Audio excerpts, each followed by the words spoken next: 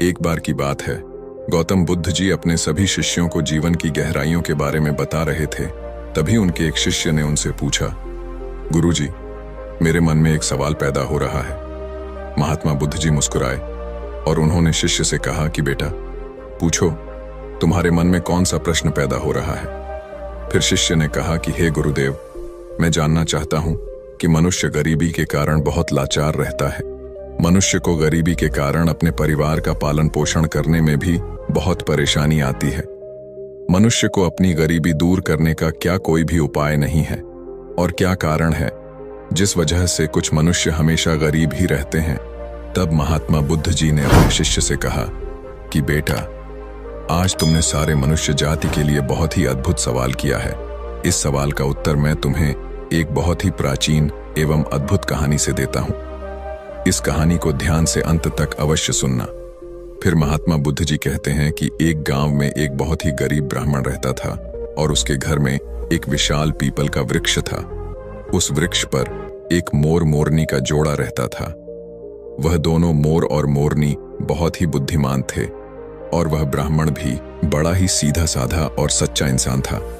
वह बेचारा गरीबी का जीवन जी रहा था और परिवार का पालन पोषण भी नहीं कर पाता था। लेकिन वह ब्राह्मण उन दोनों मोर और मोरनी का बहुत ख्याल रखता था। वह उनको खाने को भोजन देता और पीने के लिए पानी देता था। उस ब्राह्मण के दिल में जीव जंतुओं एवं पशु पक्षियों के लिए बहुत ही दया भावना थी। वह मोर और मोरनी भी उस ब्राह्मण के घर पर बहुत खुश थे। मोर को अपने लिए भोजन लेने कहीं जाना भी नहीं पड़ता था, क्योंकि ब्राह्मण उनके लिए भोजन उन घोंसले में ही दे दिया करता था। फिर एक दिन मोरनी मोर से कहती है कि यह ब्राह्मण मन का कितना अच्छा है और हमारी कितनी सेवा करता है, परंतु यह आवश्यकता से ज्यादा सीधा साधा है। यह अपने भोलेपन के कारण अपना आत्मविश्वास खो चुका है और यह अपने परिवार का पालन पोषण भी ठीक प्रकार से नहीं कर पाता है। मोर कहता है, हाँ प्रिय, गरीबी के कारण इसके जीवन में बहुत कष्ट है। तब मोरनी कहती है, पिया जी, संसार में यह 6 कष्ट बड़े ही दुखदायी होते हैं। पहला दुख है पत्नी का वियोग, दूसरा दुख है अपनों के द्वारा किया गया अपमान, और तीसरा दुख है कर्ज को ना चुका पाना। चौथा दुख है दुष्ट राजा की सेवा करना। पांचवा दुख है दुष्ट पुरुषों की संगत करना, और छठा दुख है गरीबी में जीवन का गुजारा करना। इन दुखों के कारण मनुष्य का शरीर बिना अग्नि के ही जलता रहता है। ब्राह्मण को अत्यंत चिंतित और लाचार लेकर एक दिन मोर और मोरनी ने आपस में विचार किया कि हमें ब्राह्मण की कुछ मदद करनी चाहिए। बेचारा ब्राह्मण हमारे लिए इतना कुछ करता है, सारे पक्षियों की इतनी सेवा करता है, इसके बदले में हमें इसके लिए कोई काम धंधे का इंतजाम करना चाहिए ताकि इसका और इसके परिवार का जीवन सुखी व्यतीत हो सके। रात भर सोचने के बाद अगले दिन मोर और मोरनी ब्राह्मण से कहते हैं, हे ब्राह्मण देवता, आप राजा के पास चले जाओ और राजा से कहना कि वह अपने यहाँ तुम्हें काम पर रख ले, और जिस समस्या को कोई नहीं सुलझा पाएगा उस समस्या को तुम सुलझा दोगे, और वेतन के रूप में राजा से रोज 100 स्वर्ण मुद्राएं मांग लेना। ब्राह्मण कहने लगा, हे पक्षियों, इतनी मुझ में काबिलियत कहाँ है जो मैं राजा की समस्या का समाधान कर पाऊं, लेकिन फिर भी तुम दोनों मुझे कहते हो तो मैं चला जाता हूं। मोर और मोरनी के कहने से वह गरीब ब्राह्मण राजा के दरबार में पहुंच गया, और जैसा जैसा दोनों पक्षियों ने उसे समझाया था, ब्राह्मण ने राजा से वैसा ही कह दिया, और हर रोज वेतन के रूप में 1 स्वर्ण मुद्राएं भी मांग ली। राजा कहने लगा, ब्राह्मण जानते हो, 100 स्वर्ण मुद्राएं हमारे यहां मंत्री को भी नहीं मिलती हैं, और तुम हमसे 100 स्वर्ण मुद्राएं पाना चाहते हो।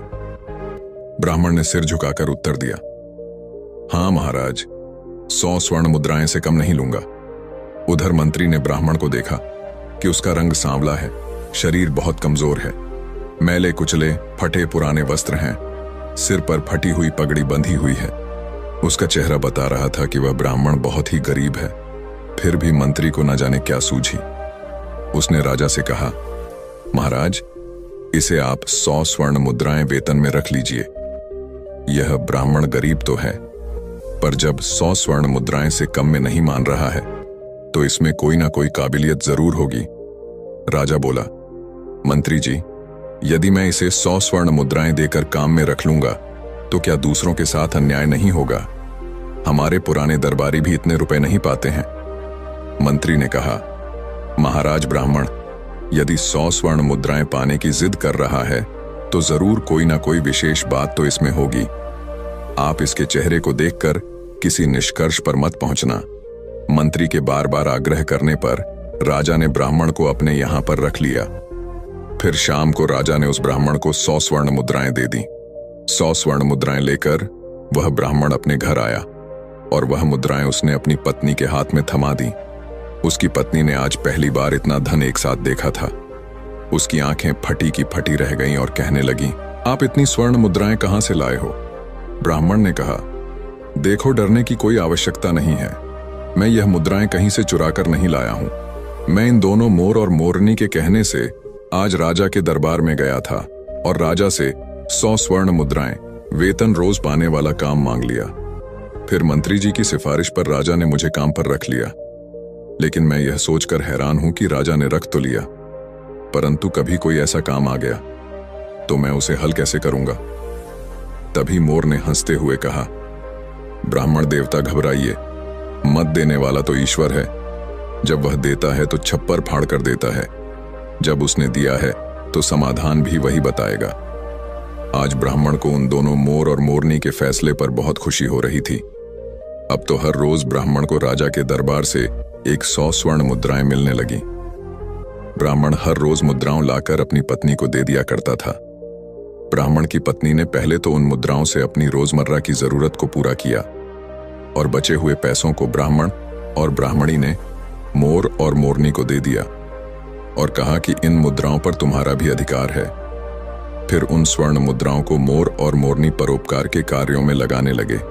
वह उन मुद्राओं से गरीबों को खाना खिलाने लगे, जंगल में रहने वाले पशुओं के लिए पानी की व्यवस्था करते और धीरे धीरे उन दोनों पति पत्नी ने ब्राह्मण की सहायता से एक पाठशाला खुलवा दी ताकि गरीब लोगों के बच्चे जो पैसों की कमी के कारण पढ़ नहीं पाते वह भी पढ़ सके।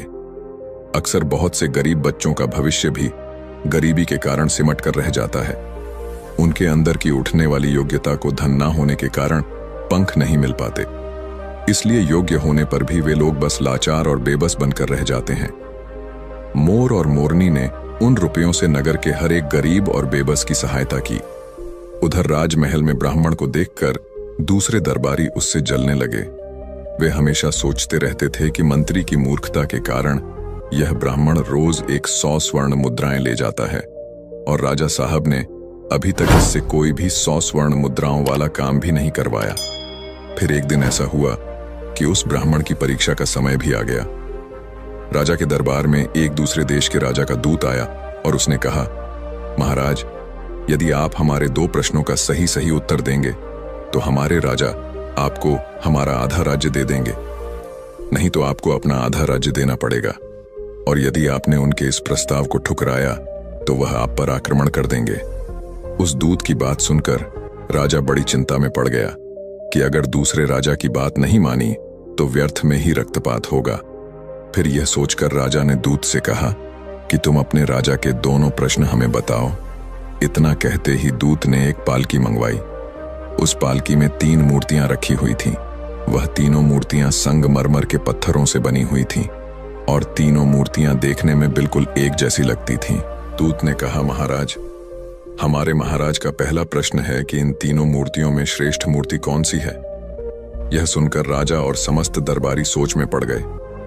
यह मूर्तियां तो दिखने में एक जैसी ही हैं, फिर इनमें से कोई एक श्रेष्ठ सिद्ध कैसे हो सकेगी? राजा सहित राजा के सभी दरबारी उन मूर्तियों में अंतर सिद्ध नहीं कर सके। तभी अचानक मंत्री को याद आया कि हमने 100 स्वर्ण मुद्राएं वेतन वाले एक ब्राह्मण को किस लिए रखा है। फिर राजा ने तुरंत उस ब्राह्मण को बुलाया और उसे तीनों मूर्तियों में अंतर ढूंढकर श्रेष्ठ सिद्ध करने के लिए कहा। बेचारा भोला भाला ब्राह्मण मूर्तियों को देखकर आश्चर्य में पड़ गया कि इन तीनों मूर्तियों में अंतर को कैसे पता किया जाए। यदि नहीं बता पाया तो राजा नौकरी से निकाल देगा। अब तो दरबार में जलने वाले लोग भी सोचने लगे कि आज इस ब्राह्मण का खेल खत्म हो जाएगा। काफी देर मूर्तियों को गौर से देखने के बाद भी ब्राह्मण को कुछ समझ में नहीं आया तो ब्राह्मण ने कहा, महाराज, इन मूर्तियों को एकांत कक्ष में रखवा दीजिए तब तक मैं अपने घर होकर आता हूं। लौटकर मैं इन तीनों मूर्तियों का अंतर और इनमें से सबसे श्रेष्ठ मूर्ति कौन सी है, यह मैं आपको जरूर बता दूंगा। इतना कहकर ब्राह्मण अपने घर को चला गया। उधर राजा ने उन मूर्तियों को एकांत कक्ष में रख दिया। ब्राह्मण सीधा अपने घर गया और पूरी बात मोर और मोरनी को बताई। यह बात सुनकर मोर ने कहा, ब्राह्मण देव, जब तीनों मूर्तियां दिखने में एक जैसी है तो अंतर जरूर उनके अंदर होगा। तुम एक काम करना, एक पतला सा तार उन मूर्तियों के कान में डालना। वह तार कहां निकलता है यह बात आकर मुझे बताना और मैं आपको उनका अंतर समझा दूंगा। ब्राह्मण तुरंत राजमहल में गया और मूर्तियों के पास गया और एक पतला सा तार उनके कान में डालकर देखने लगा। पहली मूर्ति के कान में तार डाला तो वह तार दूसरे कान से बाहर निकल गया। फिर दूसरी मूर्ति के कान में तार डाला तो वह मुंह से बाहर निकल गया। फिर तीसरी मूर्ति के कान में तार डाला तो वह तार बाहर ही नहीं निकला। ब्राह्मण ने पूरी बात आकर मोर को बताई। तब मोर ने उसे समझाया कि पहली मूर्ति के कान के छेद आर पार है। इसका अर्थ है कि वह किसी भी बात को एक कान से सुनती है और दूसरे कान से निकाल देती है। दूसरी मूर्ति किसी भी गुप्त बात को कान से सुनकर मुंह से निकाल देती है और तीसरी मूर्ति गुप्त बातों को कान से सुनकर और पेट में दबा के रखती है। यही तीसरी मूर्ति उन तीनों में से श्रेष्ठ है जो मनुष्य सबकी सुनकर उसे अपने अंदर रखता है, उसे किसी से कहता नहीं और समय आने पर उन बातों को प्रयोग में लाता है। वही मनुष्य बुद्धिमान माना जाता है। मोर ने जैसा बताया ब्राह्मण ने वैसा ही जाकर राजा को बता दिया और राजा ने फिर दूसरे देश की राजा को बताई। दूसरे देश का राजा इस उत्तर से बहुत संतुष्ट हुआ। ब्राह्मण के जवाब से सभी दरबारी भी बहुत प्रसन्न हुए और ब्राह्मण की जय जयकार करने लगे। तभी उस दूत ने दूसरा प्रश्न रखा कि ऐसा कौन सा व्यक्ति है जो एक मरे हुए व्यक्ति के कारण जीवित रहता है, और ऐसा व्यक्ति कौन है जो जीवित रहने वाले व्यक्ति के कारण ही जीवित रहता है। ब्राह्मण प्रश्न सुनकर फिर भागकर मोर और मोरनी के पास गया और इस बार मोरनी ने बताया कि हे ब्राह्मण देवता, इसका उत्तर एक तो आप है यानी ब्राह्मण है और दूसरा व्यक्ति वैद्य है। जब व्यक्ति मर जाता है तो मरने वाले के अंतिम संस्कार से लेकर श्राद्ध कर्म तक के कार्य करके ही पंडित यानी ब्राह्मण दक्षिणा लेकर अपनी जीविका चलाता है, और दूसरा व्यक्ति यानी वैद्य, एक वैद्य मृत्यु की ओर जाने वाले बीमार लोगों को जीवित रखता है और उनसे कमाए हुए धन से अपना पेट भरता है। ब्राह्मण ने यही उत्तर जाकर राजा के सामने रख लिया। पूरे दरबार में ब्राह्मण की जय जयकार होने लगी। फिर शर्त के अनुसार राजा को आधा राज्य मिल गया। पूरे नगर में ब्राह्मण की इज्जत बढ़ गई। फिर एक दिन राजा ने सोचा कि ब्राह्मण प्रश्न सुनकर अपने घर क्यों जाता था। जरूर इसका कुछ कारण था। राजा के पूछने पर ब्राह्मण ने बताया कि उसके घर के बाहर एक पीपल का पेड़ है। उस पेड़ पर एक मोर और मोरनी का जोड़ा रहता है। वे दोनों पति पत्नी बहुत बुद्धिमान हैं। उनके कहने पर ही मैं आपके यहाँ नौकरी कर रहा हूँ और उन दोनों ने ही इन प्रश्नों के उत्तर मुझे बताए हैं। यह सुनकर राजा बहुत खुश हुआ। फिर राजा ने दोनों मोर और मोरनी को अपने महल में बुलाया और उनसे पूछा, तुमने यह ज्ञान कहां से प्राप्त किया है? तब दोनों पक्षियों ने मुस्कुराकर जवाब दिया, महाराज, हमने यह ज्ञान इसी ब्राह्मण से पाया है जिनके घर में हम रहते हैं। यह ब्राह्मण बहुत ही विद्वान, इन्होंने शास्त्रों का बहुत अध्ययन किया है। जब यह ब्राह्मण शास्त्रों का अध्ययन करता था तो हम पेड़ पर बैठे बैठे सुनते थे। यह इन्हीं की कृपा का फल है महाराज। यह ब्राह्मण बहुत ही सीधा साधा है। इनमें आत्मविश्वास की कमी थी। यह जीवन भर अपने सीधेपन से गरीबी का दुख भोगता रहा। इस बार इन्होंने हमारी सलाह मानी और यह सफल हो गए। राजा कहने लगा, हे पक्षियों, मुझे तुम पर बहुत गर्व है। तुमने एक लाचार ब्राह्मण का मान बढ़ाया है, साथ ही साथ तुमने इस राष्ट्र का नाम रोशन किया है। मांगो, तुम क्या मांगना चाहते हो? तब मोर कहता है, महाराज, मैं चाहता हूं कि हमारे नगर में सभी जीव जंतुओं का जीवन सुखमय हो और कोई भी पक्षी या कोई भी जानवर भूख या प्यास के कारण ना मरे। मोरनी भी कहती है, महाराज, मैं चाहती हूं कि हमारे राज्य में बेटों की तरह ही बेटियां भी शिक्षा प्राप्त करें। कहते हैं जहां नारी अज्ञानता के अंधकार में भटकती है वहां पर कभी सुख शांति नहीं आ सकती।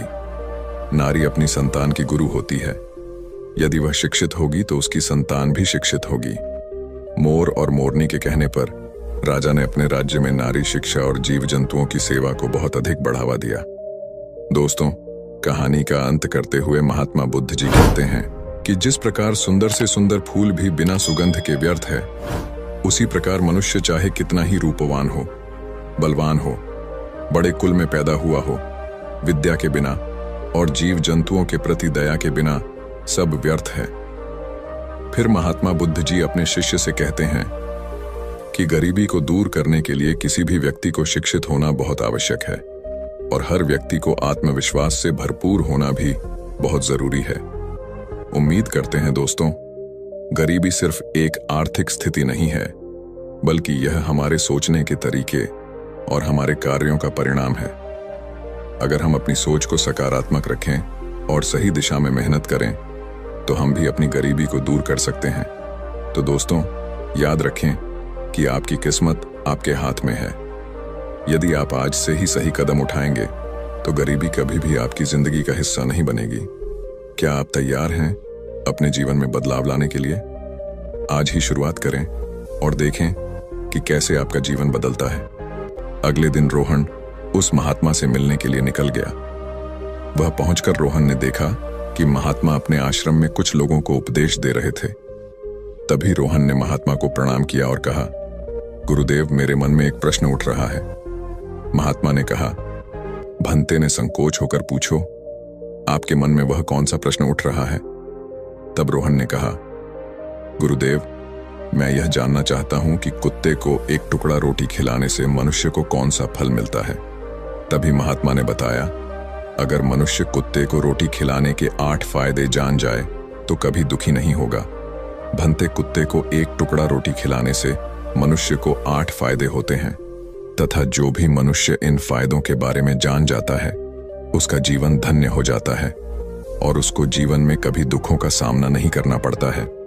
जो भी मनुष्य पृथ्वी लोक पर कुत्ते को एक टुकड़ा रोटी खिलाता है, उसे 8 फायदे होते हैं और वह जीवन भर सुखी रहता है और उसे मृत्यु के बाद मोक्ष की प्राप्ति होती है।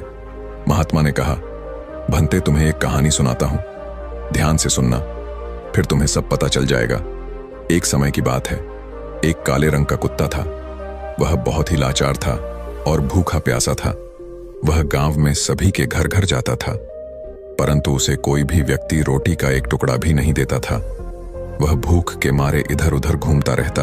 एक दिन वह गांव के बाहर नदी के किनारे एक ऋषि के आश्रम पर पहुंच गया और ऋषि से कहने लगा, हे मुनिवर, मुझे लगता है आप बहुत ही विद्वान तथा ज्ञानी हैं, इसीलिए मैं भूखा प्यासा आपके पास आया हूं।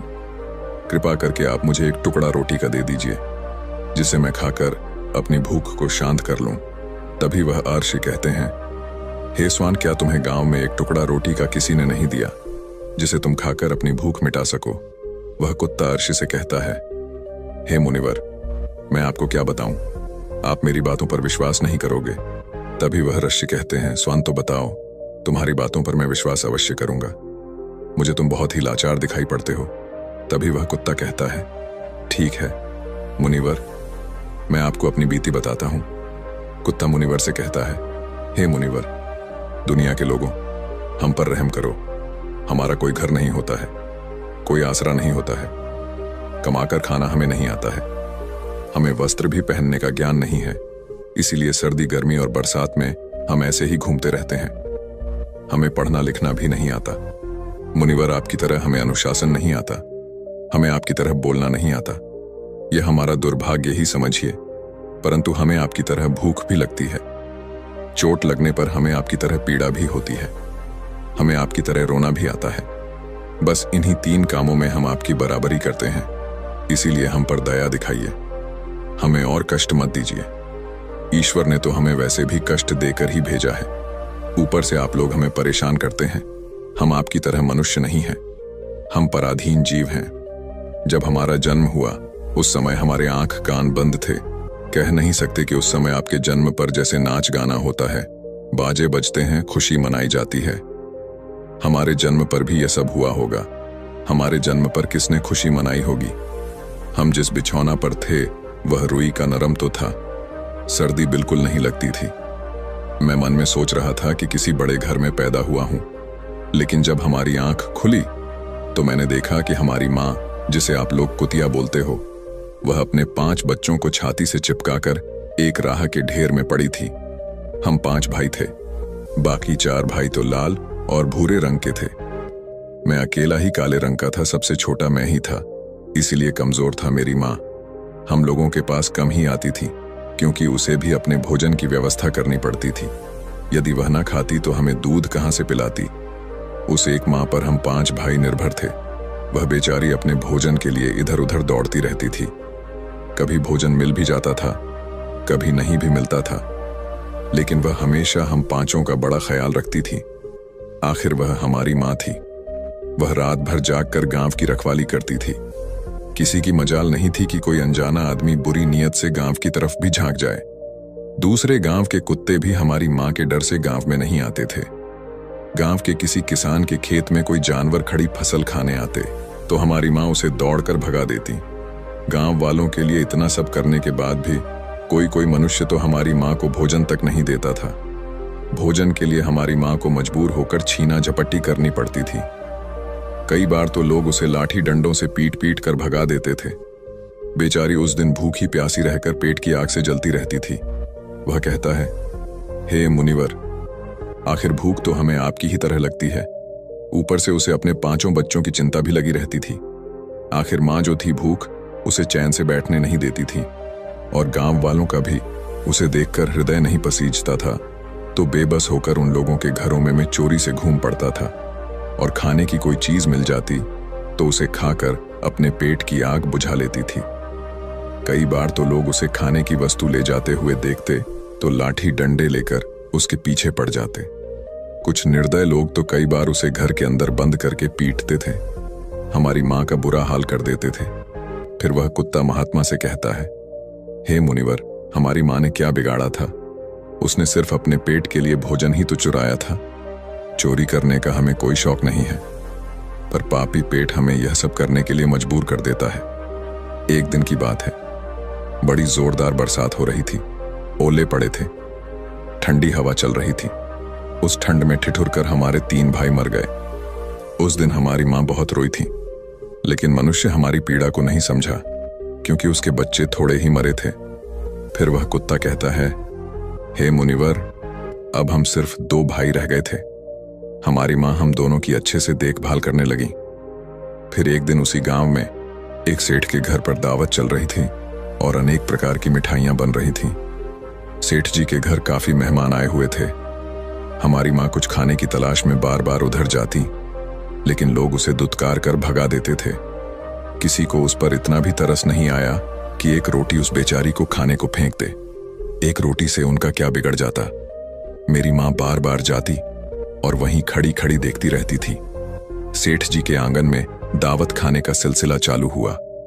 भोजन परोसा जाने लगा। मेरी माँ भी वहीं जाकर पूंछ हिलाने लगी। खाना परोसने वाला आदमी जब किसी काम से भीतर गया तो मेरी माँ दबे पांव रोटी लेने को चल पड़ी। फिर दूसरे आदमी ने मेरी माँ को जाते हुए देख लिया तो चारों ओर से लोग चिल्ला चिल्ला कर उसकी तरफ भागे। मेरी माँ उनकी चीख सुनकर घबरा गई। 2-3 आदमी लाठी लेकर उसके पीछे बड़े बेहर से दौड़े। मेरी माँ वहां से घबराकर भागने लगी, परंतु उसे वहां से निकलने का कोई रास्ता नहीं मिला, क्योंकि सामने से लोग लाठी डंडे लेकर आ रहे थे। तभी मेरी माँ वहां पर जो लोग भोजन कर रहे थे उनको लांघ कर निकल गई। आगे वह कुत्ता कहता है, हे मुनिवर, मेरी माँ अपने निकलने पर इतनी हैरान नहीं थी जितनी कि उन लोगों को देखकर हुई थी जो वहां पर दावत खा रहे थे। वह सब उठकर खड़े हो गए। उन्होंने भोजन करना छोड़ दिया और कहने लगे कि कुतिया के लांघ जा जाने के कारण भोजन भ्रष्ट हो गया है। सब एक दूसरे से विचार विमर्श कर रहे थे कि अब क्या किया जाए। खाना तो सब खराब हो गया है। फिर सेठ जी फूट फूट कर रोने लगे। कुछ लोग तो यह भी कह रहे थे कि भाई, कुतिया के लांघ जाने से भोजन खराब कैसे हो गया? उसने खाने में या पतलों में मुंह थोड़ी डाला है, सिर्फ ऊपर से लांघ कर ही तो गई है। और कहने लगे, शहरों में तो लोग कुत्ते को पालकर घर के अंदर सुलाते भी हैं और खिलाते भी हैं, तो इसमें कोई बुरी बात नहीं है। अगर कुतिया लांघ कर गई है तो भोजन खराब नहीं हुआ है। लेकिन उनमें से कुछ लोग बड़े घरों से ताल्लुक रखते थे। उन्होंने एक भी नहीं चलने दी। कह रहे थे कि भोजन तो भ्रष्ट हो गया है, यह हमारे खाने के लायक नहीं है। आखिरकार उन्हीं की बात मानी गई। अब तो वह सारा भोजन गरीबों में बांट दिया गया। उस दिन तो मेरी माँ को खूब पेट भर के खाना मिला था। ऐसा सुख उसने जीवन में कभी नहीं पाया था, लेकिन वह सुख उसके लिए बड़ी मुसीबत बन गया। वह भोजन करके वहां आराम से लेटी ही थी। उतने में वह सेठ डंडा लेकर वहां आ पहुंचा और उसे बुरी तरह से पीटने लगा। उसे वहां से भागने का भी कोई अवसर नहीं मिल पाया। डंडों की चोट से वह बुरी तरह से चिल्लाने लगी। मां का विलाप सुनकर पत्थर भी पिघल जाता है, पर उस निर्दय को उस पर जरा भी रहम नहीं आया। वह उसे कठोरतापूर्वक पीटता रहा। मां का वह सौर पूरे गांव में सुनाई दे रहा था। तब कुछ लोग आए और उसे समझाते हुए बोले, सेठ जी जाने दो, भूख में तो आदमी की भी बुद्धि भ्रष्ट हो जाती है। यह तो एक पशु है, इसे अच्छे बुरे का क्या ज्ञान। अब इसे मारकर आपको क्या मिलेगा, जो होना था सो हो गया। लोगों के समझाने के बाद उसने हमारी मां को पीटना बंद किया। फिर बड़ी मुश्किल हालात में वह हमारे पास आई। मां ने आकर सारी कहानी हम दोनों भाइयों को सुनाई। हमने सोचा कि कितना कष्ट भरा है। हम कुत्तों का जीवन आदमी एक रोटी के टुकड़े के बदले एक चोर के जितना पीटता है बेकार है। ऐसे लोग जो हम लोगों की पीड़ा को नहीं समझते, वह कुत्ता कहता है, हे मुनिवर, एक दिन की बात है, उसी गांव के बाहर एक ब्राह्मण आकर ठहरा हुआ था। उसने अपने भोजन के लिए एक जगह चूल्हा बनाया और उस पर दाल बनाने के लिए रख दी। उसके बाद आटा गुथ कर रख दिया। वह वहीं पास में कुएं पर पानी लेने चला गया। इधर कहीं से मेरी मां भी घूमती हुई वहीं पहुंच गई। उसने आटे को देखा तो सोचने लगी कि शायद इस आटे का कोई मालिक नहीं है। यही सोचकर वह उस आटे को खाने लगी। उधर उस ब्राह्मण ने कुएं के पास से देखा कि उसका आटा एक कुतिया खा रही है, तो वह बड़ा दुखी हुआ। वह बेचारा रोने लगा, क्योंकि वह भी 2 दिनों का भूखा और थका हुआ था। कुछ लोगों ने उसे कहा, अरे ब्राह्मण देवता, इस कुतिया ने तुम्हारा भी आटा बिगाड़ दिया।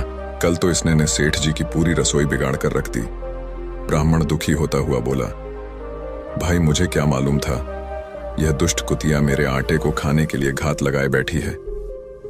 ब्राह्मण ने ना आव देखा ना ताव लाठी लेकर उस कुतिया के ऊपर टूट पड़ा।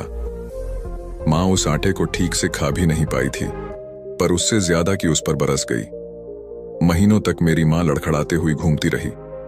तब उस दिन समझ में आया कि आदमी कितना खुदगर्ज है। हम उसका कोई भी कार्य करते हैं तो भी वह हमें नहीं समझता। आगे वह कुत्ता कहता, हे मुनिवर, हमारी कमी यह है कि हम उन्हीं मतलबी इंसानों के अधीन रहना चाहते हैं, जो हमें कष्ट देता है, जो हमें प्यार से खिलाता है। हम उसके कितने काम आते हैं यह नहीं पता। उनके घर की रखवाली तो करते ही हैं, साथ ही साथ और भी बहुत सारे लाभ हैं जिन्हें मनुष्य नहीं जानता। महात्मा ने कहा, यदि मनुष्य कुत्ते को रोटी खिलाने के फायदे जान तो अपने जीवन में होने वाले नुकसान से बच सकता है। आज मैं आपको बताऊंगा कुत्ते को रोटी खिलाने के 8 फायदे। मनुष्य को पता नहीं है कि जब भी घर में रोटी बनाई जाती है तो सबसे पहली रोटी गौ माता की होती है और पिछली रोटी कुत्ते की होती है। महात्मा ने कहा, ऐसा ही विधान भगवान ने बनाया था, लेकिन भगवान के बनाए उस विधान को भूलकर मनुष्य अगली और पिछली रोटी स्वयं ही खा जाता है। इसका दुष्प्रभाव उसके जीवन पर पड़ता है। कुत्ता वह प्राणी है जिसको रोटी खिलाने से मनुष्य के जीवन में पड़ने वाले ग्रहों के दोष भी दूर हो जाते हैं। महात्मा ने कहा, कुत्ते को रोटी खिलाने का पहला फायदा, कुत्ते को रोटी खिलाने से शनिदेव का नकारात्मक प्रभाव कम हो जाता है। शनि ग्रह जब अपनी कुदृष्टि डालता है तो हर मनुष्य बर्बाद हो जाता है। जिस व्यक्ति पर उनकी महादशा का आरंभ हो जाता है तो बने बनाए काम अपने आप बिगड़ने लगते हैं और वह मनुष्य आर्थिक तंगी का शिकार हो जाता है। उस स्थिति में व्यक्ति यदि कुत्ते को रोटी खिलाता है तो उस पर शनि का दुष्प्रभाव बहुत ही कम हो जाता है। कुत्ते को रोटी खिलाने का दूसरा फायदा, कुत्ते को रोटी खिलाने से भाग्य आपके